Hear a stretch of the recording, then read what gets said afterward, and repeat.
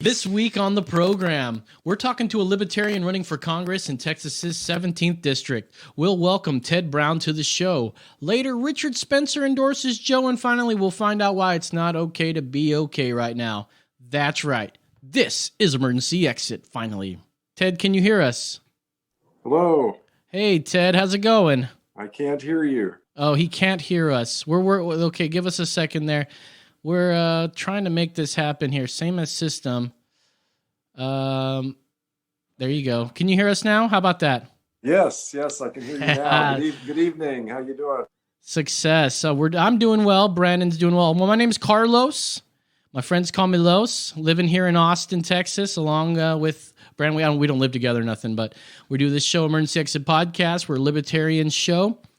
And why not talk to a Libertarian running for Congress and tell us, you're in the 17th District. Where is that in the scheme of things? I think that's like North Austin a bit. It is. It's the far north end of Travis County, like Wells Branch, Pflugerville, out that way.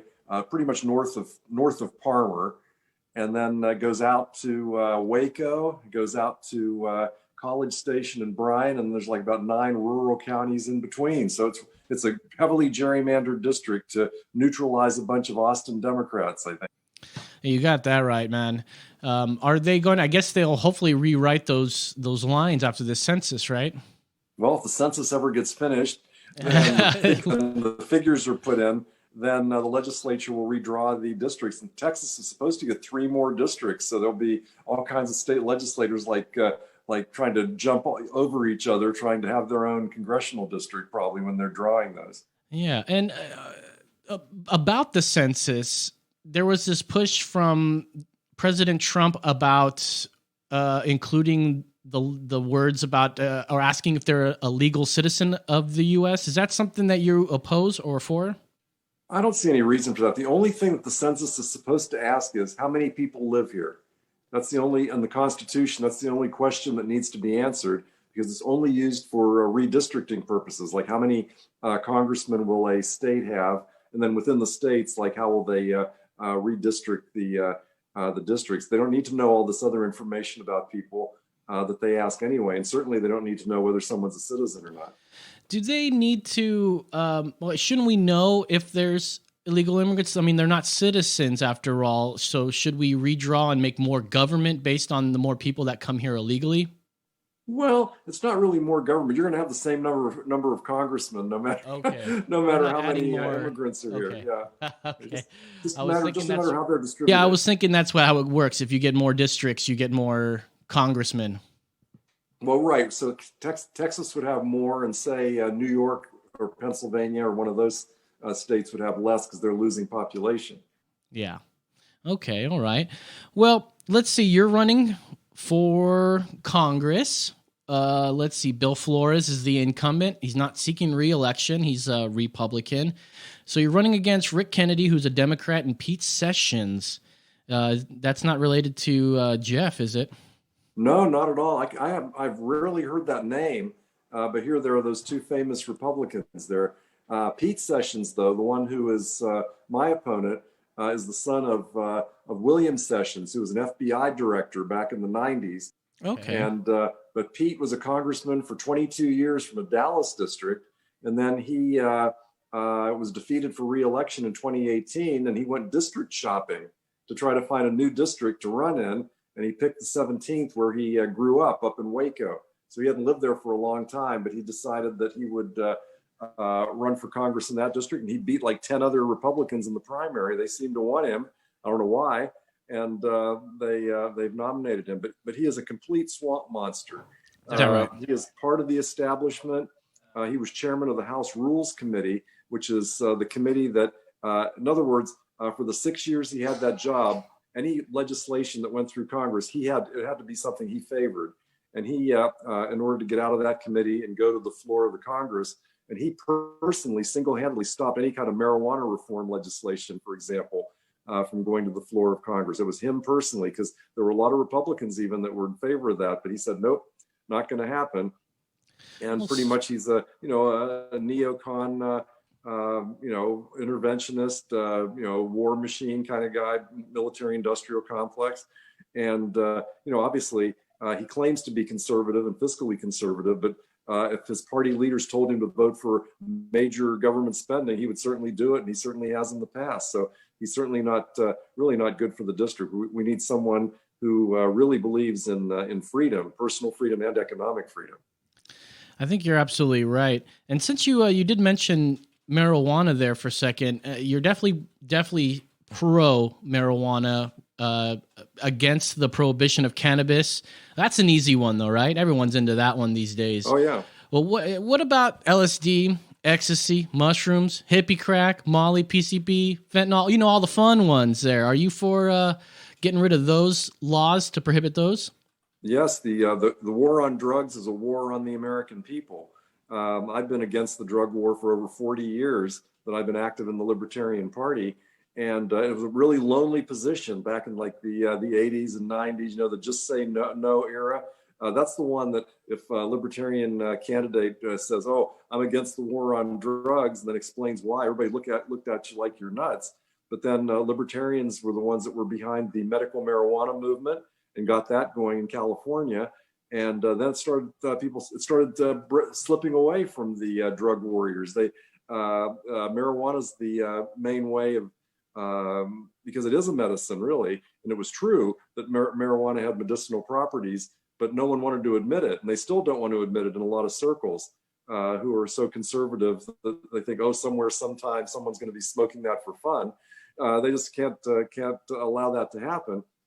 And so the public's really come around to the libertarian position on that. And now, surprisingly enough, in some communities, there are proposals on the ballot to legalize mushrooms or LSD and these kind of things. I think, wow, where did this ever come from? It's libertarians have been calling for this sort of thing for years, and it's not because we specifically advocate people using drugs. I mean, I personally don't advocate that, but adults have the right to put anything in their bodies that they want. It's not up for the government to decide. It's for the individual to decide. I 100% agree. Government should be not involved in my life. In many aspects of my life, which it is involved. But as for drugs, in 2018, more than 31,000 deaths involving synthetic opioids other than methadone occurred in the United States, which is more deaths than any other type of opioid. Synthetic opioid-involved death raised the rates increased by 10% from 2017 to 2018 and accounted for 67% of opioid-involved deaths in 2018. Will legalizing these opioids reduce the abuse and, most importantly, lower the death rate? Well, part of the problem is that if you can't get the drug legally and you get it illegally, you're not going to have marked doses. You're not going to have quality control. You're not going to have anything that you would get if the drugs are prepared and manufactured by a legitimate drug manufacturer. And so that's part of the problem. And the fact that people start using the opioids for pain, and now there's this war on pain medication where the doctors are told, oh, we're going to investigate you and take away your medical license if you prescribe too many of these drugs. So they tell their patients, well, sorry, you can't get the pain medication you need for your back injury or whatever it is. And so then people have to go for illegal methods of getting the same drugs. And that's where the danger comes in. And then the drugs get cut with dangerous substances, fentanyl, for example. That might have been what you were referring to, because that's such a dangerous substance. There'd be no reason for anyone to take that if they could get, a pure, normal prescription type drugs.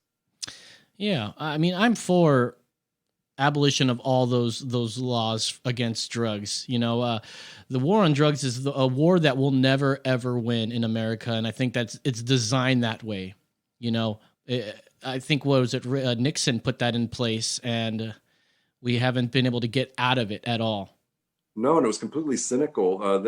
It's even been revealed one of his aides at that time, John Ehrlichman, who was part of the Watergate contingency there, he revealed in his memoirs that Nixon was trying to get, he didn't like black activists back then, and he didn't like anti-war activists, and he wanted to find a good way of getting at them. And he figured that making their favorite recreation illegal and harass them would be the best way to do it. So he announced the war on drugs. He figured that they'd be able to go after hippies and all these malcontents that they say that would be using all these drugs, and just accuse them of being criminals and take them off the street. And it's just compounded on itself when the war on drugs got into full gear, and these very strict drug laws with mandatory minimum sentences, and just increased our prison population and totally wrecked urban communities throughout the country and turned the streets of cities into war zones and everything. It was a disaster. And we have so many people in prison, mostly for these drug offenses. The prison population has gone up, like 6 or 7 times or 8 times since 1980. And I believe it's 42% of all federal prisoners are there for nonviolent drug offenses. 42%? Right, about 17% in the states and 42% in federal. Yeah, man, it's such a bummer. You know, when I first moved to Texas, I was detained in El Paso. I had my whole my truck was full of all my stuff moving to Texas. And, you know, I come from California where it was legal, at least medicinally at the time.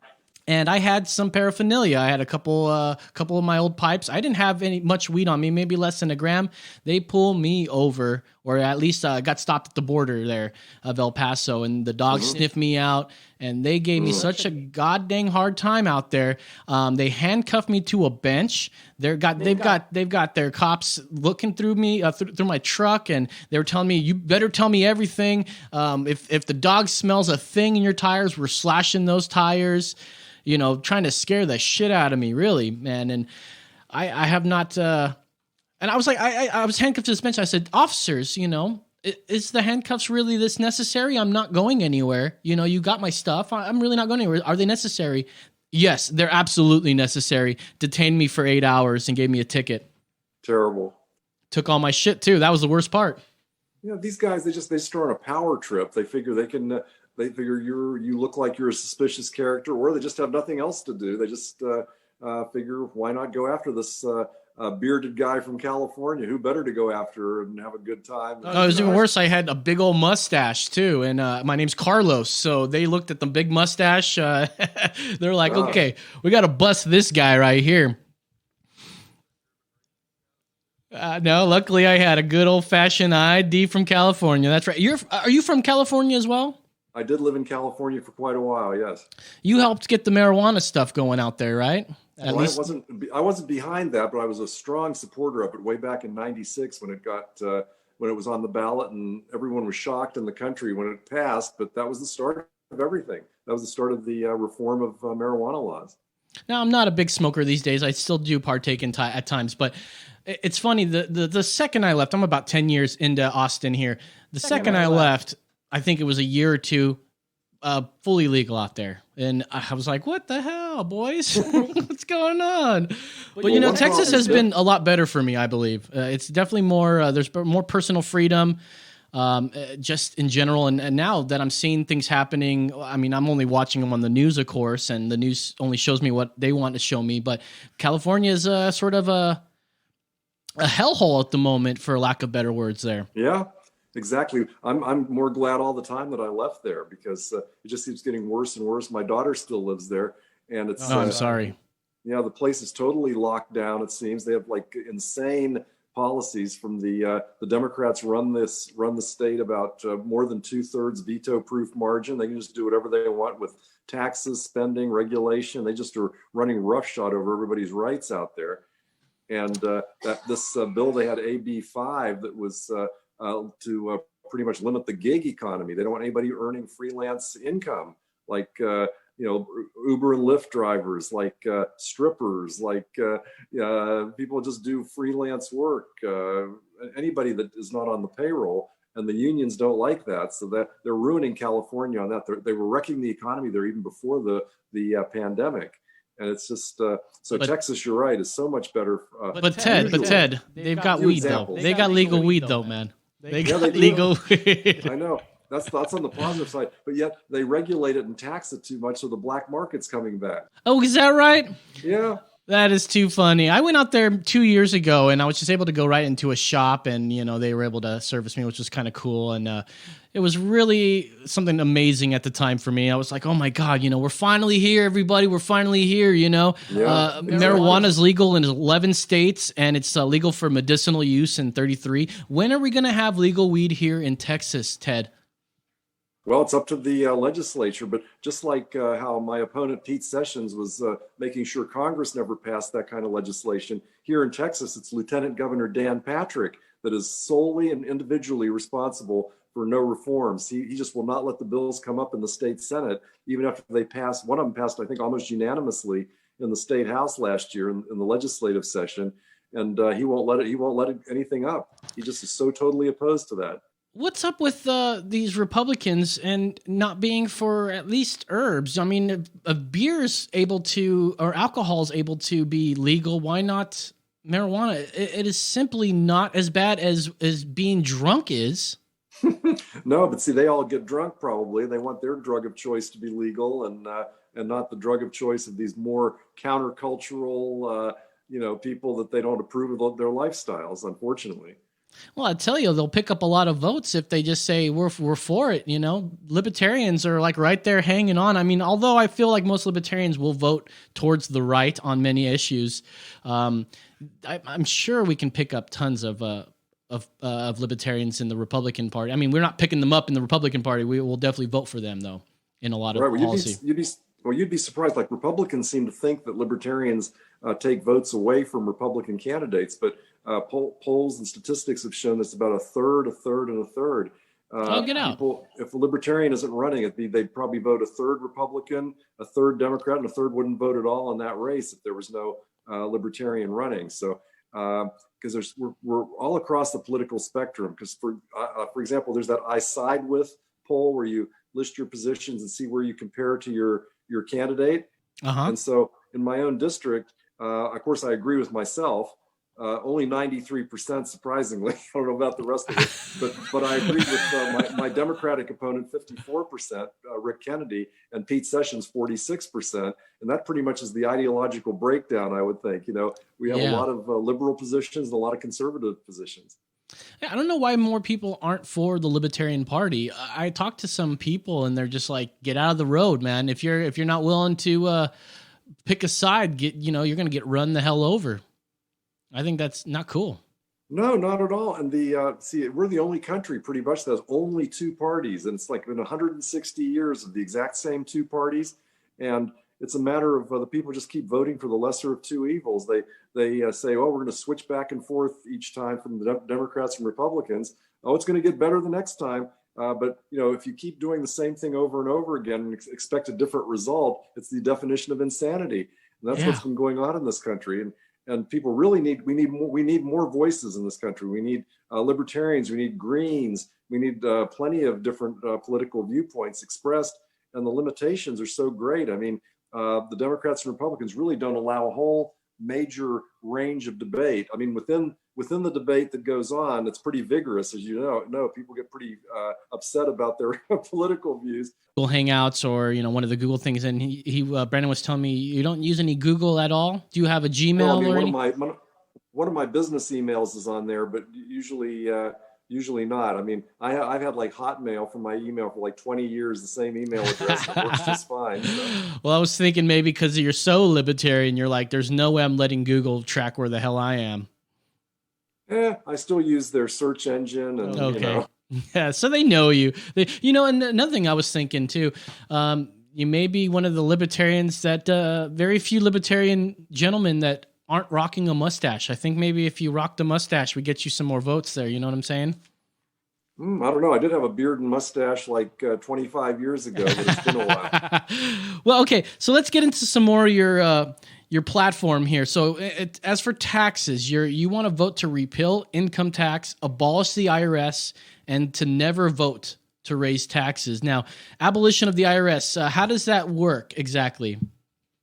Well, basically, the personal income tax, for example, brings in about $1.7 trillion a year out of the federal budget, which is like over $4 trillion a year. So that's part of why there's a budget deficit. They're not collecting enough. And don't get me wrong, I don't want them to collect any more.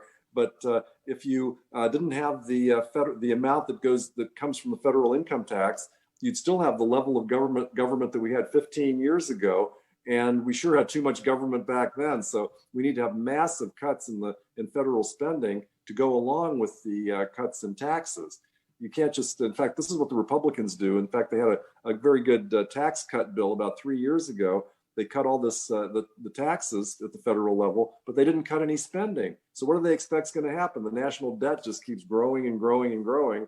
And so those things have to be combined with each other. And that's where libertarians, I think, differ from Republicans quite a bit when we start talking about tax policy, because we're not hesitant to cut spending. And the politicians who are in power just want to keep spending because they have a lot of people that are dependent on it. And those are the people that contribute to their campaigns and they want to vote for them. So, it's better to not be beholden to these special interest groups. Yeah, absolutely. And last year we passed a proposition, a Prop 4, that prohibits the imposition of an individual income tax. And I'm all for not paying that state income tax and ever having to pay for it. Is there a world that we can not have to pay federal income tax? Well, I sure hope so, because that's really, not only is it, it costs people a lot of money, it's totally intrusive. I mean, you have to report all your income and all your expenses and all this, and the amount of compliance time is really expensive. And then if you make a mistake, you could go to jail. So, I mean, it's certainly no picnic to be involved with the federal income tax. Yeah, it's so crazy. And I mean, it's possible, right? I mean, well, who's going to pay for all the stuff? Who's going to pay for the roads being paved, or the firemen, the policemen? Who's going to pay for that if there's no federal taxes? Well, most of that actually is done at the state and local level, except the feds get involved because they want to get involved. So they give grants on those subjects. But the feds should not be involved in roads. They should not be involved in the police. They shouldn't be involved in firemen, and they usually aren't really.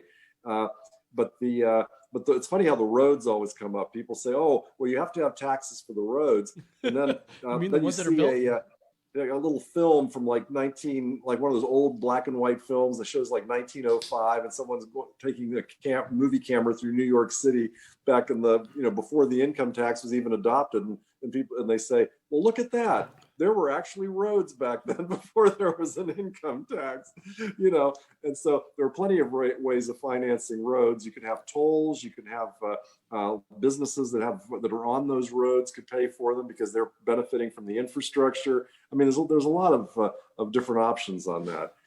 You don't have to just like tax people, and then when they say the gasoline taxes go for the roads, then they don't even maintain the roads with your gasoline taxes. No, geez, there's roads out here are terrible at times. Corpus Christi's got some terrible roads. I'm sorry, Corpus Christi, but I think maybe because they keep constantly get hit by the weather out there, so it'd be tough there. I find, to be realistic, people probably are too sheep to try to even vote, or even somebody to propose a no federal income tax thing. But I mean, would you be more for like let's say that's off the table, would you be more for like a flat tax? Well, the flat tax is an income tax. It's just how you calculate what people are supposed to pay. So, it'll be just a matter of, we want to get rid of most of the government functions, aside from national defense and perhaps, some courts and a few things like that. We really don't need that much federal government. I mean, the Constitution has a very limited role for the federal government and a lot more of a role for the state and local governments. But the feds have just gained more and more power over the years. And libertarians are the ones that want to turn that back, saying, no, you guys, we don't need you to do all this stuff. You're too big. You're too intrusive. Yeah. We just don't need you. It's crazy. Yeah, you're right. And sometimes I forget, because I live in such a liberal town, that I forget the fact that we don't need a 75% of the government that is here. How would property tax look if we didn't have so much government? Would we have these issues with gentrification? I mean, there's people, all the Teslas come into town, so that's going to probably push out more people, what's going on with that? Would we be able to, is someone smoking pot back there? Is that what's going on? Where they really want to raise taxes now locally with property taxes, whether it's at the schools or the cities or the counties or whatever, is because of the pandemic, where they're losing a lot of revenues. Like they're losing sales tax revenue because people aren't out there buying as much stuff. And then they're more people are unemployed, so they have more expenditures for unemployment reasons. And so because of the pandemic causing economic havoc, really, that's the obviously who's supposed to pay for that? Well, the poor taxpayer always gets put to. Exactly. And so the legislature last year actually passed a law to limit how much they could raise taxes at the for the cities and the school boards and all that. And they have like an emergency provision in there saying, well, if there's an emergency, you might be able to do it more than that. So of course, whatever the maximum they're allowed to do, each of these agencies is trying to do the maximum and raise people's property tax. And frankly, there's going to be a property tax rebellion like there was in California 40 years ago with Prop 13. And people are just not going to stand for their homes keeping being reassessed, the taxes going up, and people losing their homes because they can't afford the taxes. So that's something that's got to change also here in Texas.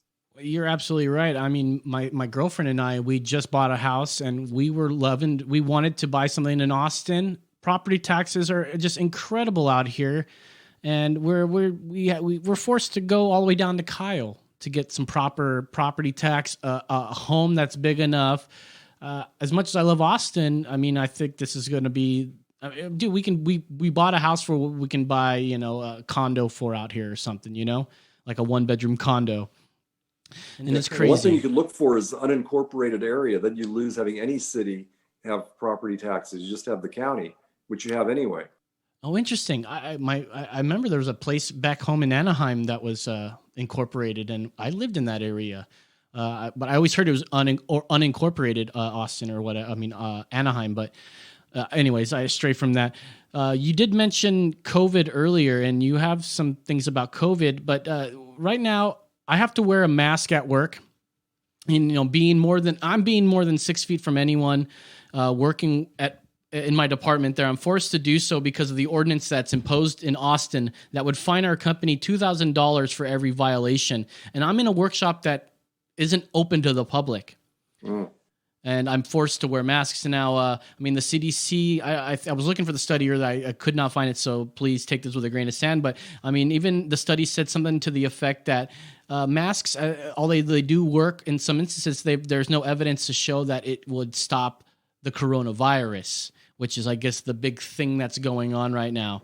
And I find that to be very weird because we can go into a restaurant, we have to wear our masks, but then we're allowed to remove them when we eat or drink. And I'm thinking, why not just carry around a drink with you at all times? And you're just like, hey, no, I'm sorry, I'm drinking. If anyone gives you trouble, I'm drinking, and just keep constantly drinking because that's the rule right now. You can take off your mask when you're drinking. So I'm drinking all the time.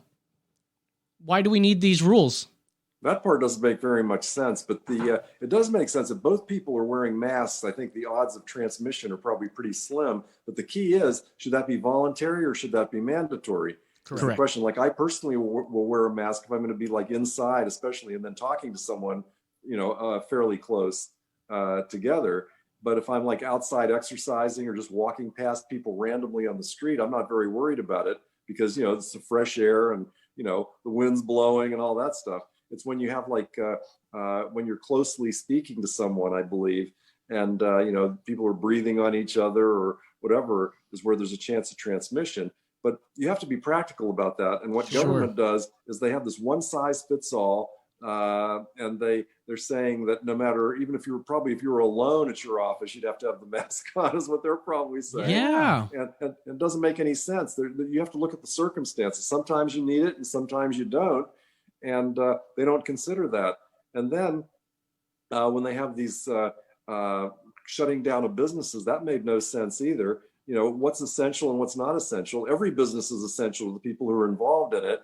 And there was no appeal. There's no due process of law. So I've been opposed to lockdowns and closing of businesses from the very beginning. Get people information they need to protect themselves, but don't just have the hammer of the law ruin people's jobs and businesses and medical treatment. You couldn't even get medical treatment for a while unless you had a government approved disease. And you were talking about essential.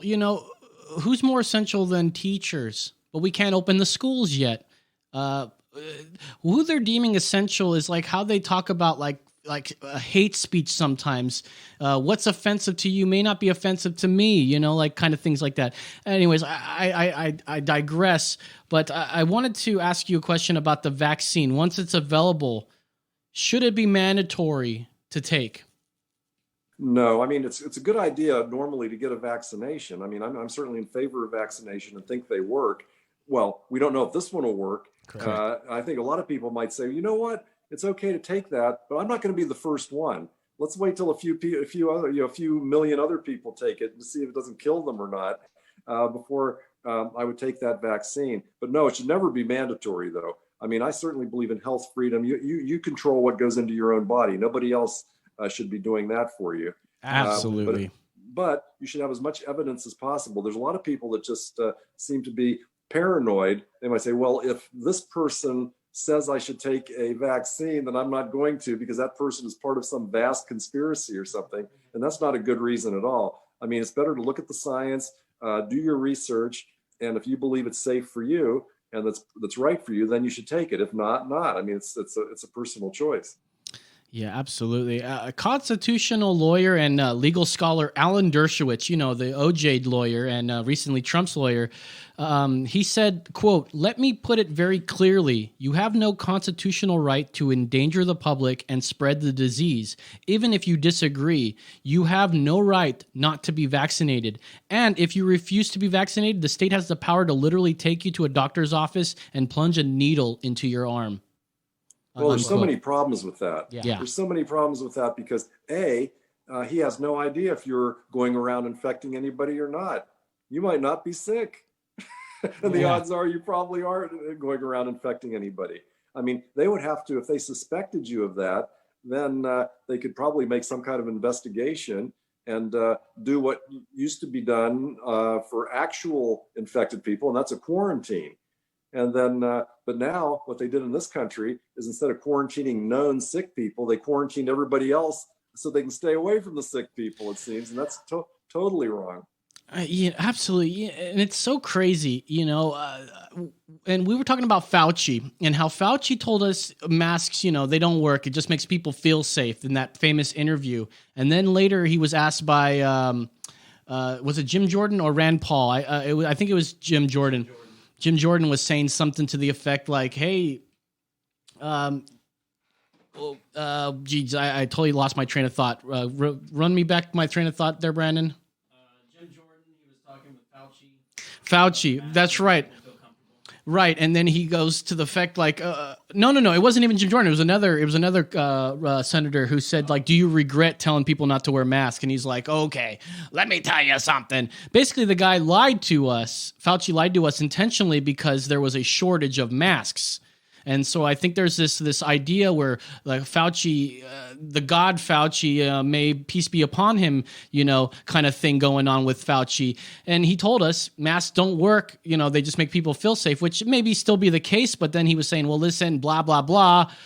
We had a shortage and I had to say that kind of thing. And that makes people think, what else are you lying to us about, sir? Well, right. See, that was the really big mistake of the whole thing, was that lie about the masks at the beginning, or changing his mind about that, or formally or officially changing his mind, because that's what made a lot of people say, like you said, that they're suspicious of the masks, even though logically it would seem like masks should work, especially surgical masks, because the doctors and nurses use them.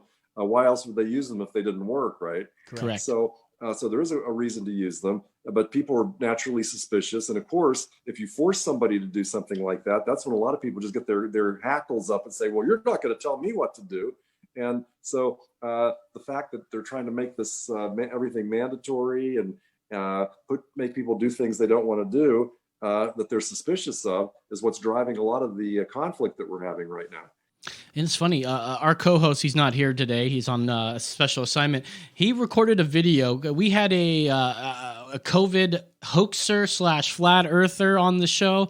And he's like absolutely against like masks and everything. He's like, why do you even like wear a mask? Like stand up for yourself, you know, kind of thing. And I was like, listen, man, I just don't want confrontation. So speaking of confrontation, our co-host here, David, went into like a Best Buy or something without a mask. He was super kind of like, we're going to do this. We're going to walk through it. And somebody from the Best Buy walked up to him and tried to give him a mask, and he blew up on him. I mean, he didn't blow up on him and say like, hey, blah, blah, blah. He's like, why would you just come up to me and like, why wouldn't you just ask me? Why don't you like talk to me? Or why is it like, oh, here, wear this mask, you know? We'll play the clip next week, maybe later on tonight. But I thought it's weird that we're having people like, I'm myself, I just don't want that confrontation. I'm going to wear the mask. You know, I want to be libertarian and I don't want to stand out too much. And I mean, it's got nothing to do with my political views. It's just that, listen, I've seen too many videos of people yelling at people that aren't wearing masks. And there's too many videos of people that are like telling you not to wear masks. I'm just not into any of that. I'm just going to keep going on with going on. And David here, he's eccentric, to say the least. When he was talking about flat Earth, he was like, man, it makes a lot of sense. So, but sometimes that happens. He's a fun guy. So let me move on. Let me move on here to some more of your platform. LGBT rights here on your website. It says that you're all for LGBTQ plus rights. While I don't think the government should be involved in marriage, I believe that G's and L's should be able to do it. If we're able to do it, why not, right? So other than the right to marry, what other rights are you going to be fighting for them? Well, basically, libertarians were in favor of gay rights going back like 50 years, almost. The party's almost 50 years old.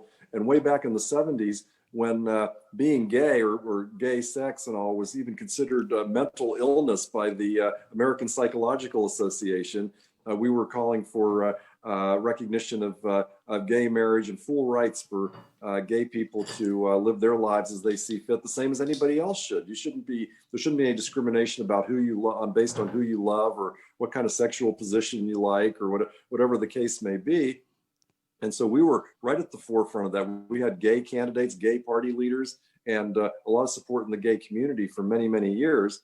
Now less so because the Democrats have certainly picked up on that issue. But with gay marriage, we were there 30 some years before the Democrats were, and they were really late to the game. I mean, Obama and Biden were pretty late to the game. Hillary Clinton was late to the game, and now it seems to be like a part of the party mainstream, but it wasn't just 10 years ago.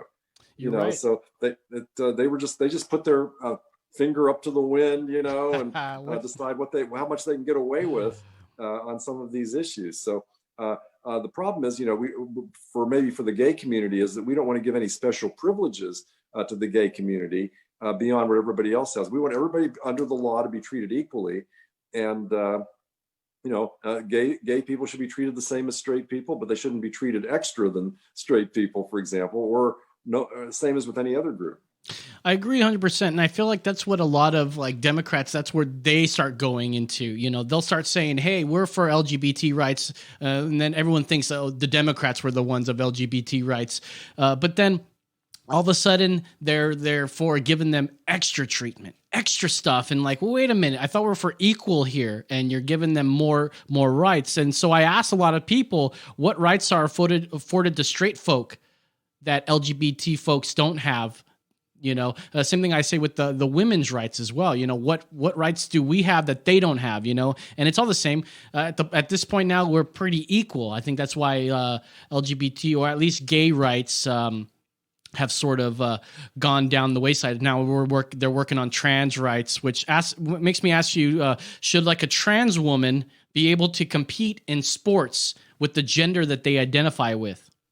I have mixed feelings about that. And I mean, that's something that really would have to be decided, like whichever organization is putting on the sporting event would have to decide that sort of thing, with an agreement amongst all those that are participating in that sport. But in theory, it seems like it's unfair. And I know there were some female, or high school female athletes like in the Northeast that were complaining about that, saying, wait a minute, we're the champs. And then these guys come in, or who used to be guys at least, and they have all the muscle tone and all that because men are generally bigger and stronger. Whoa, take it easy there, buddy. Take it easy with the hate speech. No, from their body types though, and they're welcome to identify as women if they want to have a conversion that way. That's perfectly fine with me. Whatever they want to Totally do. fine. But they have to. They don't want to. There shouldn't be any like quote unquote cheating going on. Like they're only doing it in order to win an athletic contest or something. Yeah, and it's not necessarily that they're cheating. It's just that they unintentionally cheated by growing up as a male and obtaining all the testosterone that a woman never would get. That's the problem here. Men going or trans women going into the UFC and just brutalizing the women that they fight against, those kind of things. The women are all for it. They're like, yes, we're for equality until they get their head bashed in by this guy and their eye socket beat the fuck in. Like, we got to be careful what we say. And I think maybe there is a place for the trans sports. There it is, trans sports, why not? At least they're all on the same playing field, and maybe eventually we get to a point where, see, this is the problem with the trans thing, though, because when do you transition into a female? Does it happen when you're a child? Do you get hormone blockers from your parents? Like, this is where it gets concerning for me as a person here. Do we give children that think that they're little boys who think that they're girls hormone blockers to help them feel like a girl? Right. See, I wonder about that because I just really don't know whether a kid really knows that or is it some decision that they would need to make when they're older. But yet when they're older, it might be too late to get the right body type that they're looking for or something because they've already gone through puberty or whatever. So I just don't know what's right on that. That would be for people. That's another thing between doctors and their patients, that perhaps the law should not be involved. Well, listen, when I lived in California, to get a medical card, you had to go to a doctor, and the doctor, you fill out an X in a box, and you pretty much get your medicine. So we may see something of that nature if we go that route. Well, maybe so. But the thing is, though, that it really is kind of a sacred trust between doctors and their patients, and really the government shouldn't interfere in that. It does come up on a lot of issues. It comes up on the abortion issue. It comes up on the end of life, like euthanasia kind of issues, and it comes up here on the trans issue. And there's just so many places where the government says, we're not going to listen to what the doctor and the patient want. We're just going to decide for them. And this is what government does. They just think they know better than what people better than people want for themselves or what they want. And so it's just not right. I mean, I believe in individual choice. That's what a mantra of libertarians, and government is the opposite. They just want to intervene in all these different relationships. Absolutely. We only got a few more minutes left with you, and I wanted to touch on immigration real quick here. So you're for Dreamers to get immediate citizenship. You're against the wall building and you're for stopping deportations, except for the violent offenders. Now, you've also mentioned something in there. I thought it sounded like you're for open borders. They can move freely between borders and such. Is that something you're for, or just freely moving between borders? Well, in theory, I mean, I do think that there should be reason to deny someone access, and that would be whether if they're a criminal, if they're a terrorist, and if they have a communicable disease, those would be reasonable. And that's the kind of thing that at Ellis Island back, 100 years ago, that they looked for. They had the immigrants were checked for tuberculosis and other communicable diseases. If they had them, they got sent back. There's been some really interesting, entertaining movies about that subject where, a family comes over and one member of the family has tuberculosis and they aren't allowed in with the rest of the family or something. It's kind of heartbreaking. But the theory is you don't want someone who's diseased coming in. And of course, we don't want criminals coming in, but just about everybody else, immigration is a positive good for this country. It always has been. Both of my grandfathers were immigrants. That's right. And the prejudice in that regard, I think people think opposite of what the actual facts show. They think, that immigrants are a drain on society, that immigrants take people's jobs. But in general, this just isn't true. It's absolutely not. My mom is an immigrant. I'm a first generation here. And I am for the border wall per se, because who's stopping the people? Because you're like, okay, we got to make sure to check for them, for the lice, for the tuberculosis. Well, when does that point come? When they're coming here? The thing is, though, it's very hard to come here legally, though. Now, if you were like some, say in Mexico, if you were like some wealthy doctor who lived in Mexico and applied through all the legal channels to immigrate, you might get a chance to do that in 20 years. But if you're like some day laborer, there's absolutely just no way legally that you can come to this country in the absence of some sort of. Then why are there like tons of day laborers at Home Depot right now? I mean, I can go to Home Depot or Lowe's and they're standing right there. I mean, where do they come from? Well, they illegally crossed in some fashion. Well, I'm from Orange County, California, and that was like, dude, that is everybody there pretty much was. Right. What you would need to do, though, is if everybody knew they could come in, but they would have to be sign in. They need to be identified. But if they knew they were getting in, just about everybody, unless they were up to no good, would come through the normal process to do that if they knew they were getting in. But now they know they're not going to get in, especially under the Trump administration. They're going to be separated. Their kids are going to be put in cages and things like that. So trying to do things right. Look, Ted, this whole nomenclature of saying putting kids in cages is getting old with me. We saw the cages. I mean, personally, I never saw any cages. I see. When I think cages, I think of like my cat's cage, that I'm ready to take them in. But I'm seeing basically fences, in small doses, small rooms that the walls are made of chains. I don't see them as cages, and most certainly don't think that like they're like stealing the children and putting them in cages. But that's what I hear all the time. Trump's doing this, and then Trump put it back on because he wanted to, send a message that you bring your kids, you come here, you'll be separated, which I get the deterrent part. It's sort of the same reason why we have prisons here. Hey, you break the laws, you're going to be separated from your children by being put in prison. So do the people that are coming here illegally, which I don't know how many it is, but do the people that are coming here illegally know that they're doing it illegally? They know that they're breaking a U.S. law when they do that? I'm not sure about that part of it. But some of them are trying to come as refugees instead and seek asylum, which is a different process than actual immigration. I think that's where this comes in.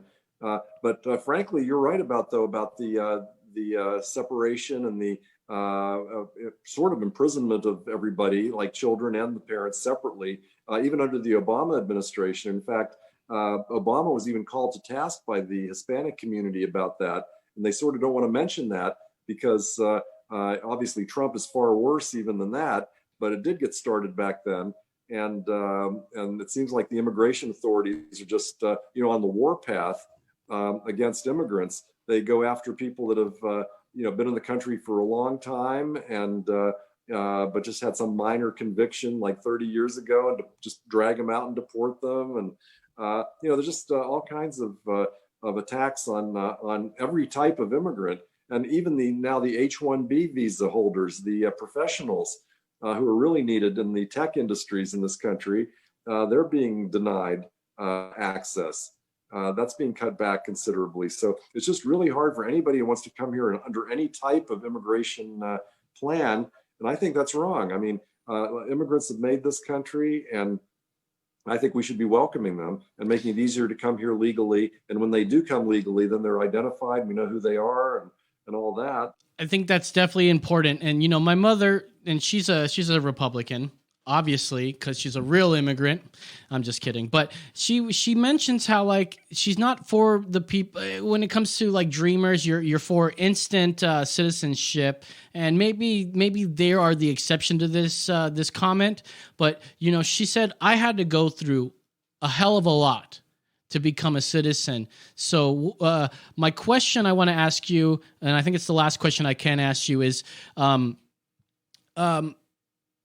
many illegal immigrants are in America, and what do we do with the population that's here, assuming that they're the good ones, not the bad ones? Like, my mother came here legally. She went through the right channels, made a family, blah, blah, blah. What do we do with the people that are here illegally now? Well, see, a lot of them don't necessarily want to stay here. They would just like to come, and some guys just want to come work on the farms for a few months and then go back to Mexico or their other country. But because it's so hard to go back and forth now, they've had to bring their families over as well because they can't go back and forth. If we had programs where it's easy to come here just to work and go back, I think we'd have a lot fewer immigrants in that category. As it is, if it became easier to go back and forth, I think a lot of the people would do that on a frequent basis. They'd go down to Mexico, they'd come back to the US, back and forth whenever there's work and all that. And I don't think there would be as much of a problem in that regard. But frankly, even if someone came illegally a while back, if they've been living in this country for years and years, they have jobs, they're paying taxes, they should be able to apply for the same citizenship tests and ability to become citizens as anybody else. I mean, I just don't see that there's any illegal people, really. I mean, if people are looking for a better life, I welcome them. And they have to jump through hoops to get here. And it's sad. That's some more of those words. There's no illegal people. No one's saying that you're a legal person. You're just a legal immigrant lawfully. I get it, though, man. And you know what, Ted? You're a great guy. I really am enjoying the conversation we're having today. And we're going to let you go here in a second. And, you know, I'm not in your district, but if you're on my ballot, I'm definitely voting. I'm definitely going to vote for you. And I urge the voters to consider the same. I don't think we're allowed to, on public access, do call for actions, but you could consider it, my friends out there. And Ted Brown, thank you very much for joining us. Any final words before you go? Well, thanks so much for having me. And I always like to discuss the issues because it is hard for libertarians to get the word out because, you know, we're kind of not as recognized as the Democrats and Republicans. That's so right. We're out there trying to compete with the big guys who are spending millions of dollars. And wherever I can get out there and promote freedom, there I am. And I really appreciate you having me on. Well, thank you very much, Ted. We'll see you next time, bud. And we'll see you. Love you, man. Great. Thanks a lot. Take care. I like you more than a friend. All right, dude. That was awesome to have Ted Brown here. We've only got about a minute and a half left in the show. I wanted to talk about my bald cypress bonsai, pre-bonsai here. I want to do a show on bonsai, guys, but here it is. This is a beautiful specimen here.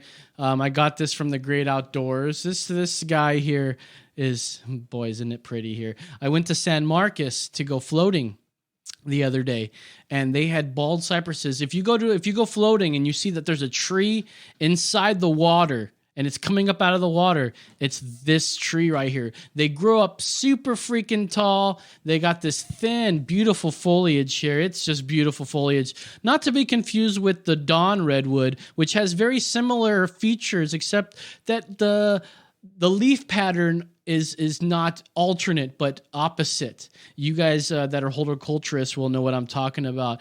Anyways, thank you guys for watching another episode of Emergency Exit Podcast. Let me tell you, we're going to continue on for another half an hour here if you guys are interested in watching us on the YouTube or Facebook.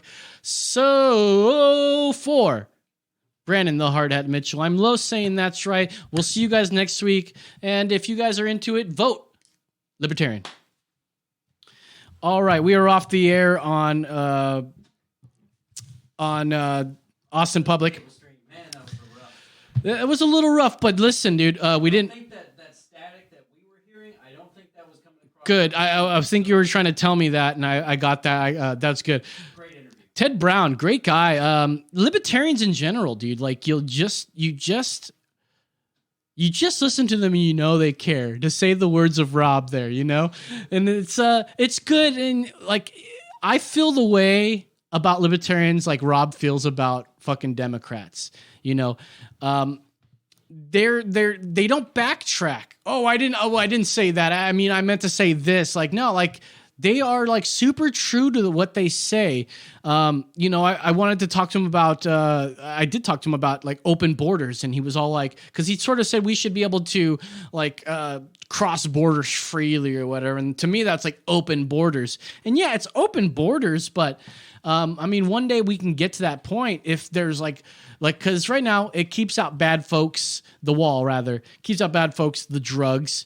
But if we have legalized drugs out here, like there's no reason for them to bring the drugs. Well, maybe there's more reason for them to bring the drugs in. I got to think this through a little bit here. We were going to talk about his foreign policy here. He's a non-interventionist. He's going to vote to remove troops from overseas. We should not be involved in NATO. And I think there should be some sort of presence. It's weird. I'm halfway for it. I don't think there should be that much, but I'm more... And the question I was going to ask him, is it best to be proactive or reactive? Like, meaning, like, let's say somebody wants to mess with us as America and they conspire and they decide to do some sort of weird attack on us, right? If we were already hanging out, gaining intelligence every day, we would be more proactive instead of reacting to a bombing that may have killed many people. But in the long run, I think maybe if the people were killed first, then there would be less people killed in the war. I don't know. I'm really just not for any of that war there. We were going to talk about some health care. This is one of his quotes. Quote, "Healthcare is not a right or a privilege. It's a service." And I'm 100% on board with that. I wanted to do some John Stossel question asking, like, what's the harm in charging everyone for healthcare? You know, if we get to get healthcare and not have to pay for it later, you know, like that kind of question. I think that guy was great. Although there's one thing I can ding him on, Brandon. Just one thing. He didn't have a mustache. He didn't have a mustache. Not even. I feel like libertarians all have mustaches, don't you think? At least Joe Jordison doesn't have a mustache, but if she did, she'd get my goddamn vote right away. So we're going to just, we're here live for the rest of the time here, and I think maybe we should talk about this link right here. Richard Spencer endorsing Joe Biden. I thought this was great. Now, I don't know if this is for real or not, but he put out a tweet saying to the effect like, the MAGA alt-right movement is over. I've made mistakes. Trump's an obvious disaster, but mainly the paradigm contained flaws that we now are able to perceive, and it needs to end. So be patient. We'll have another day in the sun. We need to recover and return in new form. There was this episode of South Park where they convinced all the white supremacists, with the KKK, the Ku Klux Klan guys, to vote for the other guy, and they did that so that the other anyone that votes, that's the thing. That's how we know that nobody likes the KKK, because if the KKK supports anything, everyone's against it. That's the bottom line, and that's the whole idea of that last thing there. So white nationalist, this comes from Newsweek.com, says that white nationalist Richard Spencer said he will be backing Democratic candidate Joe Biden in November. Hey, can we get that Brew Word order? Let's do that Brew Word order. Candidate Joe Biden in November's election after previously distancing himself from Donald Trump. Spencer, who was one of the key figureheads in the alt-right movement, tweeted how he is on, quote, Team Joe on Monday, adding a self-made campaign slogan, "Liberals are clearly more competent." Now, when I hear that word, liberals are more competent, I have to think he's lying about this. I don't know anything about this fucking guy, Dick Spencer here, but here's the thing. This is the difference between Trump and Biden. Richard Spencer endorsed Trump and he didn't say anything. But in the next article we'll pull up here in a second is that the Biden campaign was like, we 1,000% don't want your support. It don't matter if you don't want their support. At this point, how many times have we heard on this show, oh, Donald Trump, his supporters are fucking white supremacists. Well, he doesn't support them. Well, they support him. He emboldens them. It's about time that we say Joe Biden has emboldened the alt-right to vote for him. Emboldening. Oh, he emboldens white supremacy. Trump does. Like, oh my God, who emboldened all the fucking killings of cops during these fucking riots that we're having? Anyways, we need to do a Brew World Order. Let's go.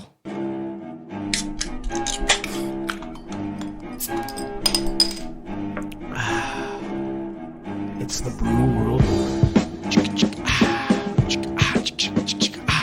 We've got Viva Chilada. No, Chila. Viva Chila.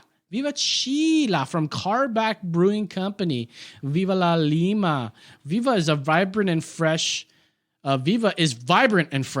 This elegant Mexican-style lager comes impeccably dressed with bright lime and salt accents. With its crisp, clean drinker in the finest tradition in the brewing arts south of the border. It's a clean, crisp drinker. Viva Las Chilas. This is something I'm sure our co-host David would love. Can we get him on the phone? Yeah, if he's listening, or I can probably try. Why don't you call him up so that so we can have this chilada with him. All right, Chila. He might be mad at me from earlier. I kind of hung up on him, but we'll see. Oh, it's busy. Is that what this signal is? Is he calling us? I'm trying to call him, and it's coming up busy. There's no way. He must be trying to call us. Maybe. Let's try one more again. I can't tell you how long it's been since I've heard a busy signal. Oh, he may have been. That would be funny.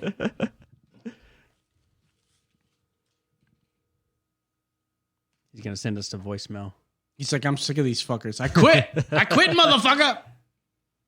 Nope, not going to answer. Come on, answer. Come on. Nope. He's probably having post-marital sex with his woman. Well, it's post-marital. It's all right. All right, this isn't good radio. Let's move on. Well, hopefully he'll call back. Yeah, maybe. So I thought this was so funny that Richard Spencer came out and said Brew that World, he endorses. Brew World. Oh, that's right. Brew World Order. So I've got this wonderful. It says hell yeah, and it's got 2 row malts, Vienna, flaked corn, acidylated.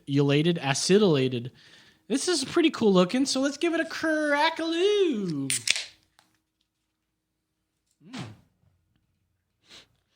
Ooh, it does have a nice little smell to it. It's a nice lager. I definitely taste the salt and the lime. That's prevalent. You know, there's someone in my life who I love, my baby. She loves a good beer with salt and lime. I don't know if she likes lime, actually. I think she definitely likes lime, but not so much the salt. But either way, this is like a light Bud Light or Coors Light, any one of those lights. No. Let's go Tecate Light. It's got a Tecate Light taste with a lime and salt taste. Burping in the mic. God dang it, that was so good this week.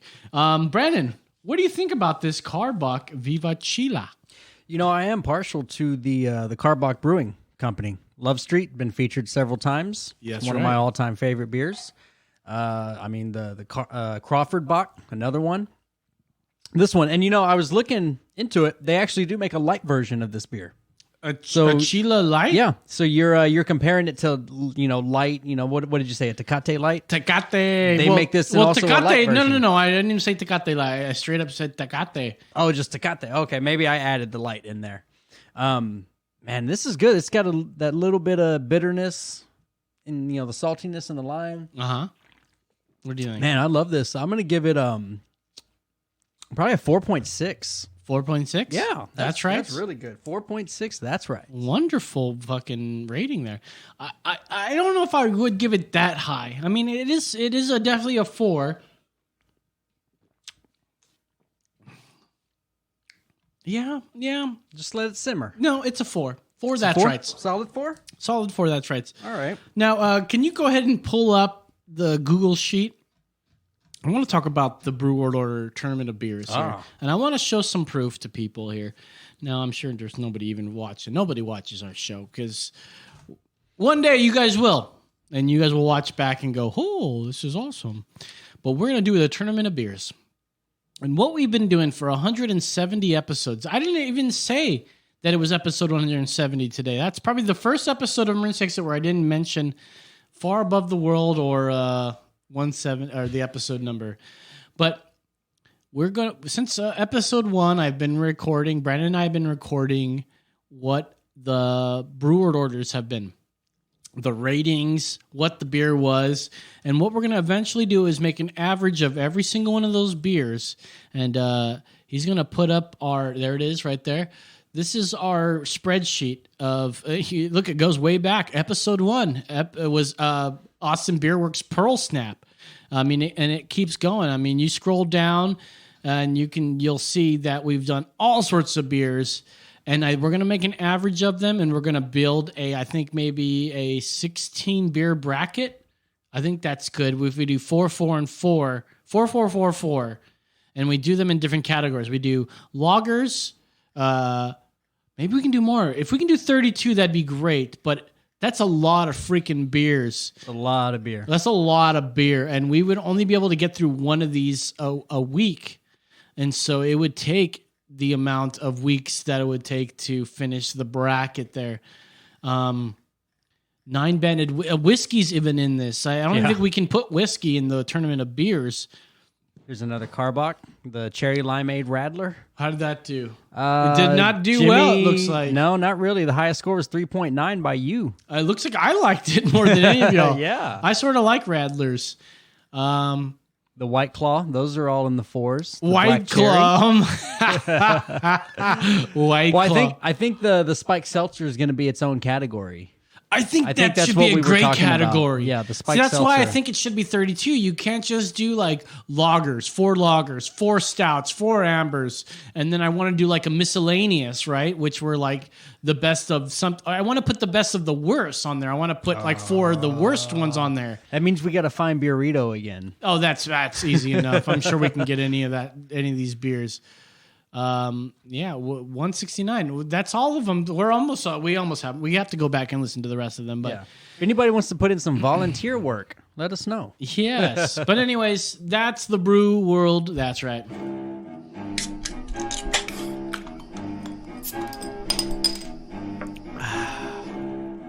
It's the brew world. Let's go to that next link here from Newsweek here. Biden's campaign responds to Richard Spencer. Absolutely repugnant. Oh boy, you're the worst person we have. We would never want you. A spokesperson, this comes from Newsweek.com. A spokesperson for Democratic presidential candidate Joe Creepy Man Biden rejected an endorsement from alt-right figure Richard Spencer late Sunday evening, calling the white nationalist's views, quote, absolutely repugnant, unquote. Quote, when Joe Biden says we are in a battle for the soul of our nation against vile forces of hate who come crawling out from under the rocks, you are the epitome of what he means. What you stand for is absolutely repugnant. Your support is 10,000% unwelcome here, unquote, says Andrew Bates, the director of rapid response for Biden's campaign. And a matter of fact, I think that little video shows him Richard Spencer get punched. Now, nobody likes Richard Spencer. Now, he votes for Republican because they sort of have the same sort of values, except for the racism part. It's funny how just because somebody supports you, like, let's say Richard Spencer, you're all of a sudden a Nazi. But where is the call for Biden here? Biden, you emboldened Richard Spencer, Dick Spencer, the cocksucker from fucking Montana. That bastard there needs to get fucked in his asshole, says Jeff the Texan. Actually, Jeff the Georgian. He's from Alabama. I think that's better. Who's got the most hickiest accent in America? What's the most hickiest accent? What state? The most redneck. Ooh, okay. If you're talking redneck, you're probably talking like, I'm going to say like Kentucky. Okay. Backwoods, Kentucky. Man, I'm from Kentucky, and we don't take that kind of shit from nothing. But imagine this. So I guess this is the difference between Joe Biden and Trump, that Trump never had his rapid response guy go, fuck off, right? And so, therefore, that's the evidence that he doesn't care. Like, well, come on, dude. Come on, man. Come on, man. Come on, man. Come on, man. Come on, man. Come on, man. Come on, man. Come on, man. Come on, man. Oh, that was Obama at the end. Come on, man. It was funny, too. I keep thinking about that, come on, man, and how Brian Stavely kept saying that to us. Like Joe Biden says that to us. Good. All right, let's go to this post-millennial thing, and we'll end it here after this one. A black woman accuses Asian tea shop owners of, quote, stealing black culture. A black woman accused Asian business owners by saying the name of a boba tea shop, Trap Tea, was stealing black culture. Black culture? Yeah, a black woman So accused you can't them. say trap without... Like, Yeah, trap is black culture, evidently here. I mean, so Mousetrap Monday's fucking out the window. Mousetrap Wednesday? Or Wednesday. Monday, Mousetrap Monday is fucking sick. I fucking love that shit. Oh, Mousetrap, I see what you mean. Yeah. 23-year-old Swing and a miss. Alwea Tola Roba walked into the newly opened store in Aurora, Colorado, and berated the Asian-owned business on Friday, arguing it had no right claiming the name which Roba considered an African-American slang. According to Urban Dictionary, a trap house is used to describe a crack house, a place in a shady neighborhood where illegal drugs are manufactured, packaged for sale, or sold on the street. Immediately after Roba ordered, she asked if the company was black-owned. The employee addressed her question and acknowledged that they are majority Indonesian. That's when Roba accused Trap Tea of profiting off black culture. Now, I thought they were talking about trap music. Are they talking about a trap house? Because that's completely different. That's got nothing to do with black culture, unless you're trying to say black culture is opening up a crack house.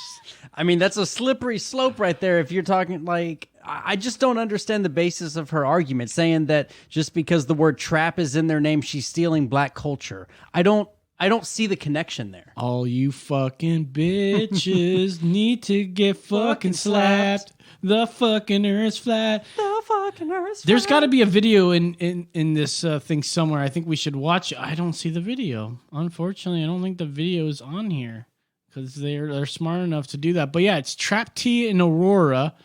And Trap Tea. Just because someone has a word, would you... Okay, you're selling mouse traps like you were saying, Brandon. You're selling bear traps.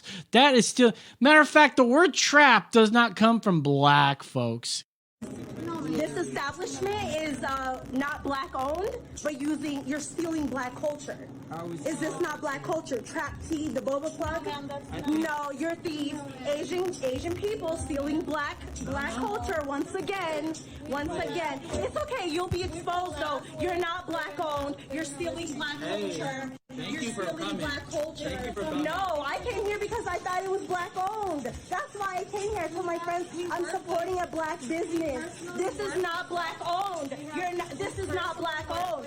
Asians stealing black culture. Once again, you're a coon. Don't talk. I'm a coon. I came here because I didn't know it was black owned. You already spent money on them. I already did. But I'm tired of people. because you're a coon. Can we go back where she calls him a coon? Because if she no, it's not that far back. I mean like more like towards the end when you see that guy when she turns around. Stealing black culture. Once again, you're a coon. Don't talk. I'm a coon. Oh shit! Because I didn't know it was black owned. Go back, play that again. I already did. But I'm tired of people. because you're a coon. Oh my god, she said you're a coon again. What the This is fuck? not black owned. Asians stealing black culture.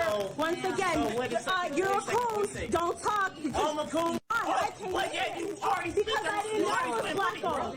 You already spent money on them. I already did. But I'm tired of people. because you're a coon. What the fuck? He looks like a black man to me, wearing a gator. And I'm sure Democrats look at this and go, like, She's so brave. No. They're not saying she's so brave. She's not part of us or whatever. But here's the fact. Y'all embolden her. If we're going to use that language, embolden her.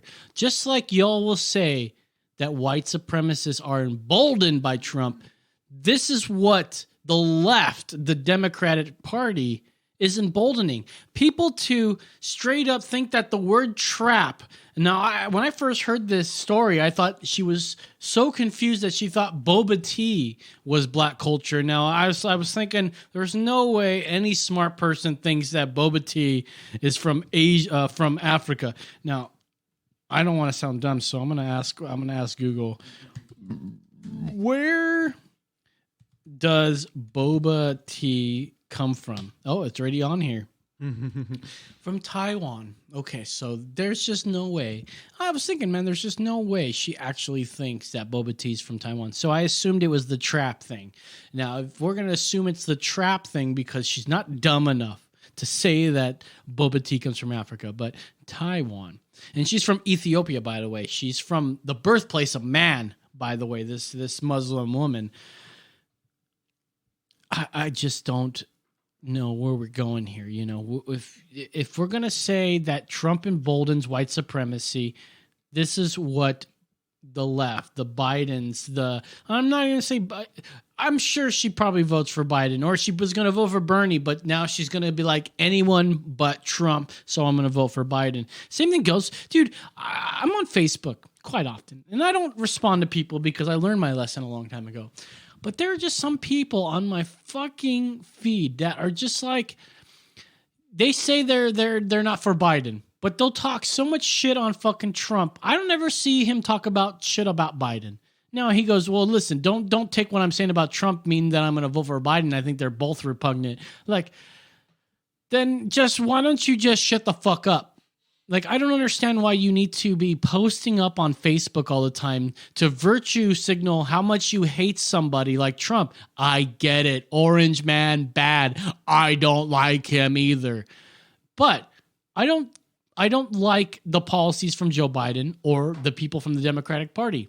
I happen to like some of the policies from well, if we're gonna weigh ourselves on policies here, it's even with the Democrats, except the Republicans go up a little bit more because the left or the Democrats have gone a little too far this way. Your left, this way, your left, my right. Does that work that way? Yeah, my right, your left is how it works. No, it's still the right, if I'm looking at the camera right. Anyways, I think it's just, it's so crazy that we have to live in this crazy world where we have two parties when there's a perfectly good party right there that sides with most of everybody, but has better ideas, doesn't want to be involved in every single fucking aspect in the world, wants to just do what they want to do. Like you. Like for me, I just want to go to work. I don't even want to go to work. Fuck work, but I have to go to work so I can make some money. And the bad part is I got to pay some of that money that I work to this government that will fucking kill black people, unarmed black people, kill unarmed white people. They kill people. Big fucking whoop, right? I mean, it is a big whoop. I'm not for the police killing any of the people, but I'm definitely, you guys know my stance on BLM. You know, I'm all for police reform. I'm all for getting rid of most of the police unions. I'm just not for your crazy abolition of every fucking police department in the country, and most of the people don't. And their voices are so loud. I'm not for your politicizing of masks and COVID. I'm done with your bullshit, people. I'm done with your right. I'm done with your left. I've been done with the right and left. That's why I'm where I am now. That's why Brandon's here with me. That's why fucking David's here with me. Brandon didn't come here thinking he was on the right. He didn't come here thinking he was on the left. He came here as not even knowing about this stuff. And then throughout the 4 years we've been doing this fucking show, there's no way that you can't see the news articles, the news, the shit that we pull up every week after week, and honestly vote for fucking the left, for Biden. Their policies have just proven themselves that they don't work. I mean, plain and simple. What policies you going with there? I mean, specifically, we can look at like the homelessness issues. You know, I wanted to bring that up with Ted Brown. Yeah. We got so tied into a whole bunch of other stuff. We didn't get into the homeless stuff, but I mean, dude, just alone, you know, if you live in Austin, you guys know what I'm talking about. You see the homeless camps. The reason why they're there is because we've lifted the rule on camping on the streets. Due to compassion, because what are we gonna do if you drive at the corner of fucking what is it, Pleasant Valley? No, it's not Pleasant Valley. It's Pleasant Valley and Riverside, and you turn right. If you're going south on Pleasant Valley, you turn right on Riverside, and it's that big median on Riverside that's right across the street from the McDonald's. It is a fucking shanty town. No, I have no problem with homeless people camping. I guess I don't have that big of an issue. The problem I have with it is that the fucking trash. It is fucking filthy over there. They have they build fucking shanty mansions out there. I don't mind that. I understand you're homeless and there's shit that's going on in your life, but you're building. What's the plan here? You're building.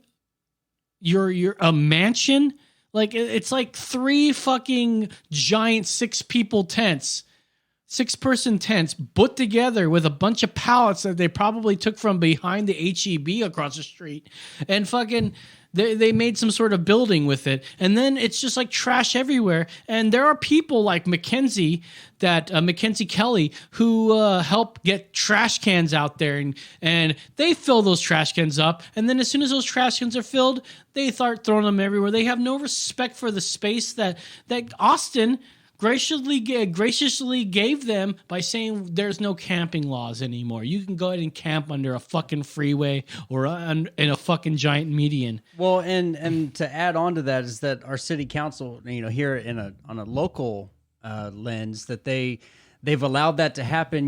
They got rid of the camping ban, so now we see more of them. I don't think that there are more, but you see them a lot more. But that's all that they've stopped at. They haven't put forth. What's that? Why don't you read us that screenshot you sent to David and I about why have our city council members abandon common sense and good government? Oh yeah, so yes, that's actually coming from this guy is running for District 10 City Council. What is something Thomas? I'm blanking on his name at the moment. Man, I'll pull it up here. His name was Robert Thomas. Robert Thomas. Yes. And he pretty much said that all 8 of the city council members have voted, among the defund the police and everything, but just to allow the homeless to come out and camp in the open. But they've stopped right there. They haven't put forth any issues or any even resolution solutions to help these people get off of the streets, help people keep from getting on the streets. So no, District 10, that's Austin proper. That is, I just pulled up what District 10 is. I mean, you hear District 17, District 5, 10. District 17 with Ted Brown. That's Texas's District 17 to represent Congress. I'm talking this guy, right. David Thomas. You hear these city districts. Council, City Council District 10. It's a totally different district. It's within the city of Austin. Oh, let me see here. It's within Austin. Yeah, so... Yeah, you're absolutely right. I forgot about that part. Yeah, So our city council, that's who responsible for all this shit here, and they have been. Let me read here. All your current city council members here in Austin, every single one of them voted to defund and demoralize our first responders. They exploded the city budget, making Austin unaffordable for hardworking families. I'm in a hardworking family. My girlfriend and I, we make less than $100,000 a year, and we can't afford to live in Austin. We can't afford to buy a house in Austin. They've also, every single one of them voted to spend $7 billion on a repeatedly defeated mass transit dream. Yeah, why do we need, mass transit, I get, buses, but... They want to implement the whole rail system, a subway system that only it's estimated that it would affect 1% of us that we would actually use here in the city of Austin. I sure as hell don't need to use a fucking subway to get to where I need to go. I don't either. But that's just me. I'm one person. You're another person, and there's no way you can do your job, Brandon. No, taking a subway. Taking a subway. No, there's just no way. You need a truck. Yeah. And this is Texas, man. We have HVAC guys. You think HVAC guys are gonna carry their fucking condenser? Absolutely fucking, not. Their tanks and shit everywhere. Yeah. You better believe that they're not doing that. Every single one of them voted to destroy our neighbors by forcing the special interest-driven, cost overrun, bloated code next development code down the throats of our neighborhoods and forced our most vulnerable homeless population to live in the most inhumane conditions without providing their basic needs and the basic health and safety needs. Exactly. They make it okay for them to come out and camp in the open, but that's it. They don't do anything else to fix the problem. Is this guy running in the same district as Mackenzie? No, it's a different district. All right, let's get this guy on. I'm in the works. You're on it. Okay, good. Of course, Mr. Hardhead's on it. Anyways, that's our show for the night, you guys. Thank you guys very much for listening. If you guys like our content, be sure to like, subscribe, share, all that fucking shit. So, for Brandon the Hard, or on Spotify, by the way, too. I think Podbeam is officially on Spotify, but we were already on Spotify, so we're double on Spotify. I don't know. We're definitely on Spotify, so I don't know. I don't think anybody that has maybe 2 people with Spotify listens to podcasts on it. I used to listen to Spotify, but fuck Spotify nowadays. So, for Brandon the Hardhead Mitchell, I'm Los. For our ghost buddy David Aguilar, I'm Los saying, that's right. See you guys next week. That's right.